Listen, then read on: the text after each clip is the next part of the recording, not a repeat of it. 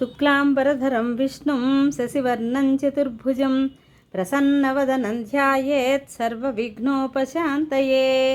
గురవే సర్వలోకానాం భిషజే భవరోగిణాం నిధయే సర్వవిద్యానాం దక్షిణామూర్తయే నమః. ఓం శ్రీ గురుచరిత్ర 22వ అధ్యాయం. ఓం శ్రీ గణేశాయ నమః. శ్రీ సరస్వత్యై నమః. శ్రీ గురుభ్యో నమః. ప్రస్తావన: 22, 23, 24 అధ్యాయాలు ఈ క్రింది విషయాలను విశదపరుస్తాయి. త్రిమూర్త్యాత్మకుడైన సద్గురువు సర్వసమర్థుడు. ఆయన వాక్కు పరమేశ్వర శాసనమే. శ్రీ అక్కలకోట స్వామిలాగా శ్రీగురుడు కూడా మాట మాత్రం చేత ఒక గొడ్డుబర్రెను పాడిగేదెగా మార్చాడు. ఇష్టదేవతోపాసన సద్గురువును ఆశ్రయించడంతో గాని సఫలం కాదని, సద్గురువు సకల దేవ స్వరూపుడని విశ్వరూపుడని శ్రీ సాయిబాబా జీవిత చరిత్రలాగా ఈ చరిత్రలోని త్రివిక్రముని అనుభవం తెలుపుతుంది. అంతేగాక ఇంకా ఈ క్రింది అంశాలు కూడా గమనించదగినవి. అతని వంటి సన్యాసులకు పండితులకు కూడా ధర్మసూక్ష్మం తెలపవలసిన వాడు శ్రీగురుని వంటి సద్గురుడే. కుమసీ గ్రామానికి ఆయనతో వచ్చిన రాజు పరివారము గొప్ప యతి ఘనంగా దర్శనమిస్తారు. సద్గురు భక్తులైన సంసారులు కూడా అంతరంగంలో నిష్కాములైన సన్యాసులే. సద్గురువును ఆశ్రయించని సన్యాసులు కూడా ద్వంద్వాలను విడవని సంసారులుగానే ఉండిపోతారు. కథారంభం. నామధారకుడు: సిద్ధముని, మీ వలన నాకు అజ్ఞానాంధకారం తొలగి జ్ఞానోదయమైంది. అందువలన మీరే నా గురుదేవులు. కామధేనువు వంటి శ్రీ గురుచరిత్ర నాకు వినిపించి నాలో గురుభక్తిని వికసింపజేస్తున్నారు. ఈ గురుకథను నా మనసును హరిస్తున్నది. అటుపైన ఏమి జరిగిందో సెలవీయండని ప్రార్థించాడు. సిద్ధయోగి: నాయనా, నీకు గురుకృప లభించింది. నీకు ఈ కథ వినిపించడం వల్ల నా జన్మ కూడా ధన్యమైంది. అటు తర్వాత శ్రీగురుడు ఈ గంధర్వపురం చేరి భీమా అమరజా సంగమంలో నివసించడం వలన ఈ క్షేత్రంలో అపారమైన మహిమ వెల్లడవుతున్నది. అక్కడ ఈ 2 నదులు కలిసి ఉత్తర దిక్కుగా ప్రవహిస్తాయి కనుక ఇది చాలా గొప్ప క్షేత్రం. ఇక్కడ ఎంతో మహిమగల 8 తీర్థాలున్నాయి.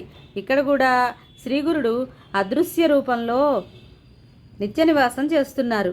ఆయన దివ్యపాదాలలోనే సమస్త తీర్థాలు ఉన్నప్పటికీ మరుగుపడిన ఈ క్షేత్ర మహాత్మ్యం లోకానికి తెలపడానికే ఆయన ఇక్కడ విజయం చేస్తున్నారు. ఆయన మొదట ఇక్కడ కూడా తమ మహిమ ప్రకటమవనీయక గుప్తంగా సాధు జీవితం గడిపేవారు. ఆయన సంగమం వద్ద అడవిలో సంచరిస్తూ దగ్గరలోనున్న గంధర్వపురానికి భిక్షకు వెళ్ళేవారు. ఆ గ్రామంలో సుమారు 100 బ్రాహ్మణ కుటుంబాలుండేవి. వారంతా వేదవిధులు. ఆ గ్రామంలో గుణవంతుడైన ఒక పేద బ్రాహ్మణుడు ఉండేవాడు. అతని భార్య పతివ్రత. వారికి ఒక ముసలి గొడ్డుబర్రె ఉండేది. గ్రామంలోని రైతులు దానిని మట్టి, ఇసుక మొదలైనవి మోయించుకోవడానికై అద్దెకు తీసుకెళ్తూ ఉండేవారు. అతడు యాయవారం భిక్షాతంతోనూ గేదెపై వచ్చు బాడుగలతోనూ జీవనం సాగిస్తూ ఉండేవాడు. శ్రీ నృసింహ సరస్వతీ స్వామి తరచూ వీరింటికి భిక్షకు వెళ్ళేవారు. అది చూచి కొందరు గ్రామంలో శ్రోత్రియులము శ్రీమంతులము అయిన బ్రాహ్మణులు ఇంతమంది ఉండగా ఈ సన్యాసి మన ఇండ్లకు భిక్షకు రాకుండా ఆ దరిద్ర బ్రాహ్మణుని ఇంటికే వెళ్ళాలా? అక్కడ ఆయనకేమి దొరుకుతుంది అని విమర్శిస్తూ ఉండేవారు. కానీ శ్రీకృష్ణుడు కూడా దుర్యోధనుని వంటి రాజుల భవనాలకు వెళ్ళక పేదవాడైన విదురుని ఇంటికే వెళ్ళాడు. భగవంతునికి సత్వగుణమందే ప్రీతి గాని ధనమదంతో చిక్కిన వారితో ఆయనకి ఏమిటి పని? ఆయన అనుగ్రహిస్తే క్షణంలో దరిద్రునికి కూడా సామ్రాజ్యం అనుగ్రహించగలడు. ఆ విషయంలో ఆయన మహిమ ముందు బ్రహ్మలిపి కూడా మారవలసిందే. ఒక వైశాఖ మాసంలో మధ్యాహ్నపుటెండ నిప్పులు చెరుగుతున్న సమయంలో శ్రీగురుడు వారింటికి భిక్షకు వెళ్ళారు. ఆనాడు గ్రామంలో ఎవరూ ఆ గేదెను బాడుగకు తోలుకుపోలేదు. ఆ బ్రాహ్మణుడు భిక్ష కోసం గ్రామంలోకి వెళ్ళారు. శ్రీగురుడు వాకిట్లో నిలబడి భవతీ భిక్షాందేహి అన్నారు. ఆ ఇల్లాలు నమస్కరించి, స్వామి, యజమాని యాయవారానికే గ్రామంలోనికి వెళ్ళారు. వారొచ్చే సమయం అయింది. కోపగించక దయతో కొద్దిసేపు మీరు ఆసనం మీద కూర్చోండి అని పీట వేసింది. శ్రీగురుడు ఆ పీటపై కూర్చొని చిరునవ్వుతో, నీ భర్త వచ్చేదాకా ఆగడానికి సమయం లేదు.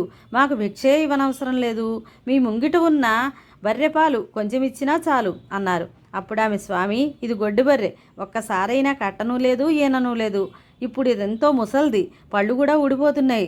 దీనిని బరువులు మోయడానికే ఉపయోగించుకుంటున్నాం అన్నది.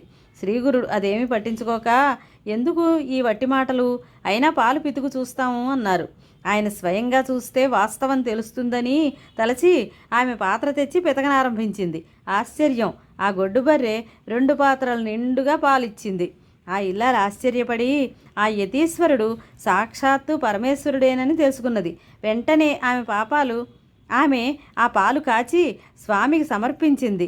శ్రీగురుడు ఆ పాలు త్రాగి సంతోషించి, అమ్మా, మీరు అఖండైశ్వర్యంతోనూ పుత్రపౌత్రులతోనూ సుఖించగలరు అని ఆశీర్వదించి సంగమానికి వెళ్ళిపోయారు. తర్వాత ఆ బ్రాహ్మణుడు ఇంటికి వచ్చి జరిగిన వింత తెలుసుకొని భార్యతో కూడా సంగమానికి వచ్చి స్వామిని పూజించాడు. తర్వాత వారికి స్వామి ప్రసాదించిన వరం అక్షరాలా ఫలించింది అన్నారు సిద్ధయోగి. శ్రీదత్తాయ గురవే నమః. శ్రీ శ్రీపాద శ్రీవల్లభాయ నమః. శ్రీ నృసింహ సరస్వత్యై నమః. ఓం శ్రీ గురుచరిత్ర 22వ అధ్యాయం సంపూర్ణం. స్వస్తి.